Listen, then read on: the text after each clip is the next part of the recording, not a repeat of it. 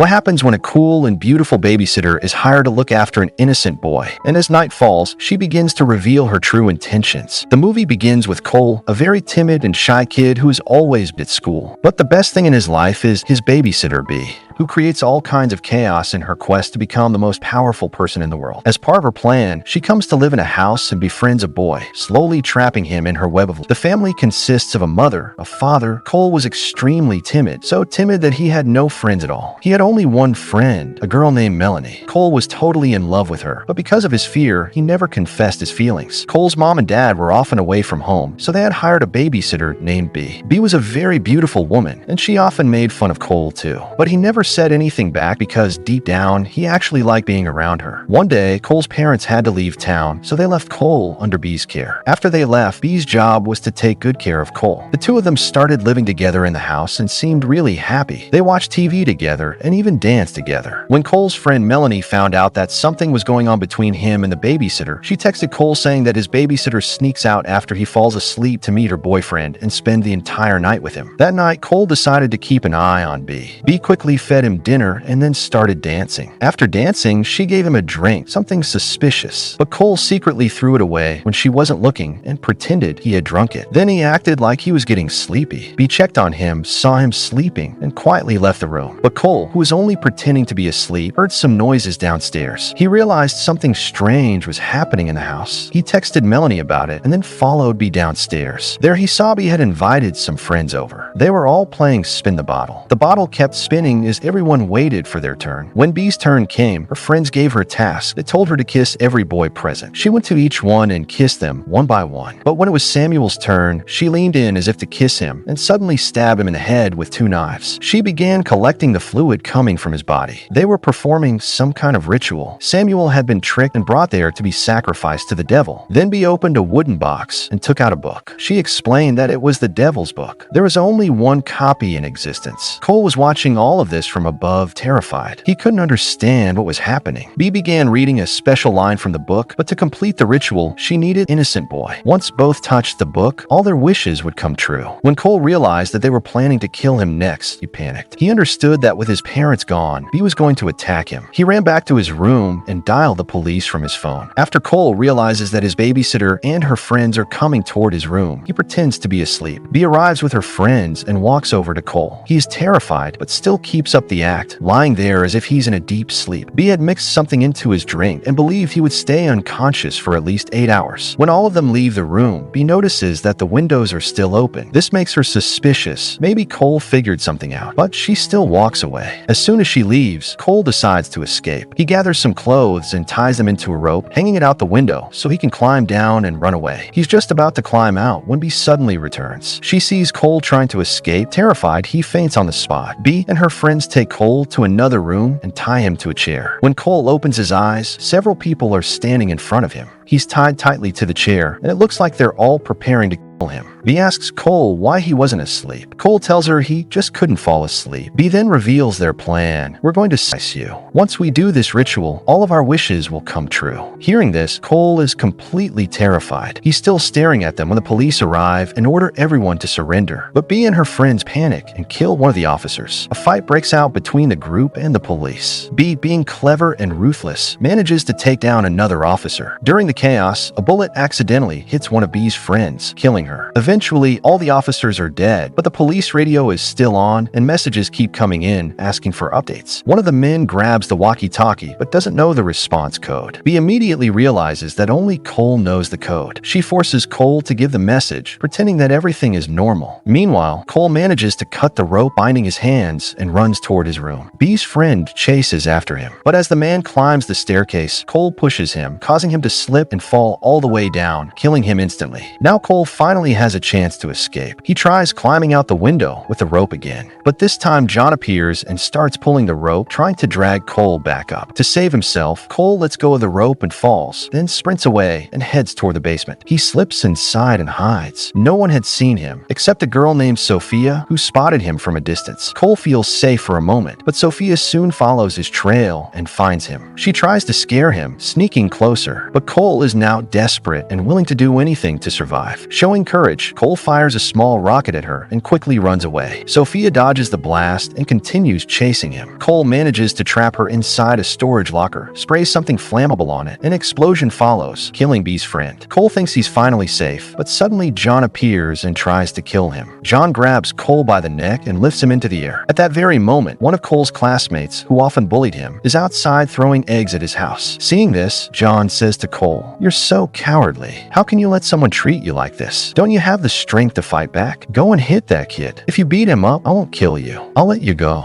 John was actually trying to motivate him in his own twisted way. Cole sees an opportunity, walks up to the fat kid, and tries to threaten him. But the kid doesn't care at all. He easily pushes Cole to the ground and walks away. John is impressed by Cole's courage, but he is still committed to following the babysitter's orders. He approaches Cole again, but Cole runs for his life into the woods. He climbs up a tree that has a small treehouse built on it. John chases him up the tree, and the two slowly move toward each other. Suddenly, a branch snaps. Cole grabs a hanging rope, but John fails to catch it. As he falls, the rope loops around his neck and he dies hanging from the tree. Terrified, Cole runs away again. The babysitter fires at him with a gun, but not a single bullet hits him. Cole escapes and reaches his friend Melanie's house. Panting and terrified, Cole tells Melanie to call the police. Melanie is confused, so Cole explains everything: how he tried to kill him, what happened inside his house, and how they were planning to sacrifice him. He tells her that he barely survived and begs her to call the police quickly. Cole and Melanie hide together, and Cole finally confesses that he loves her. After that, Cole decides to leave and tells Melanie to stay alert because he knows Bee and her group might come looking for him, and he doesn't want Melanie to be in danger. Cole creates a plan and heads back to his house, hoping to lure Bee away from Melanie. When he reaches his home, he is shocked. Bee has robbed the whole house. Everything is gone. Before Cole can hide, he finds Allison lying unconscious on the floor. He thinks she's dead, but she suddenly wakes up and attacks him. Cole runs into the kitchen looking for a knife to defend himself, but Allison enters the kitchen holding a knife of her own and tries to kill him. Right then, Bee enters and shoots her friend, killing her instantly. Bee then slowly walks toward Cole, but Cole grabs the devil's book and warns her, "If you come any closer, I'll burn this book. And if this book burns, you'll never be able to get what you want." Hearing Cole's threat, Bee stops right where she is. Cole asks her, "Why did you do all this?" Bee tells him that she had made up her mind a long time ago. Years earlier, she had made a deal with the devil. She had promised the devil the blood of innocent people. By using this book, she would finally be able to fulfill her wish. Bee tells Cole that she had already harmed many people before him. She was just about to pour the collected blood onto the book, but Cole ruined her plan. Bee then tries to reassure him. She promises that she will surrender to the police, but only if Cole doesn't burn the book. But Cole is furious. He refuses to listen and throws the book into the fire, burning it. After that, Cole runs outside, jumps into a car, and starts the engine. He drives the car straight toward the house at full speed. Inside, Bee is desperately trying to put out the flames on her burning book, but Cole crashes the car right into her. Bee gets hit and dragged under the vehicle, dying instantly. Seeing her like this, Cole feels awful. Deep down, despite everything, he had cared about Bee. A few moments later, Cole's parents arrive along with the police. His mom and dad are overjoyed to see him alive and are proud of how bravely he fought. Cole and Melanie are finally happy. Their fear is gone. Melanie, however, had died earlier when she got trapped in the car. When the police later search the house to locate Bee's body, they find that her body is missing. Suddenly, a police officer is attacked from behind. It's Bee. She somehow survived the accident. And with that shocking twist, the movie ends.